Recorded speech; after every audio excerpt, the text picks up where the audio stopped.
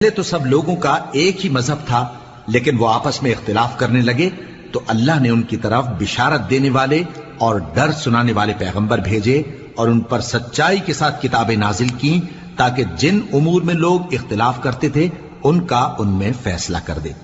اور اس میں اختلاف بھی انہی لوگوں نے کیا جن کو کتاب دی گئی تھی، باوجود کہ ان کے پاس کھلے ہوئے احکام آ چکے تھے، اور یہ اختلاف انہوں نے صرف آپس کی ضد سے کیا۔ تو جس امر حق میں وہ اختلاف کرتے تھے اللہ نے اپنی مہربانی سے مومنوں کو اس کی راہ دکھا دی، اور اللہ جس کو چاہتا ہے سیدھا رستہ دکھا دیتا ہے۔ کیا تم یہ خیال کرتے ہو کہ یوں ہی بہشت میں داخل ہو جاؤ گے، اور ابھی تم کو پہلے لوگوں کی سی مشکلیں تو پیش آئی ہی نہیں؟ ان کو بڑی بڑی سختیاں اور تکلیفیں پہنچیں اور وہ صعوبتوں میں ہلا ہلا دیے گئے، یہاں تک کہ پیغمبر اور مومن لوگ جو ان کے ساتھ تھے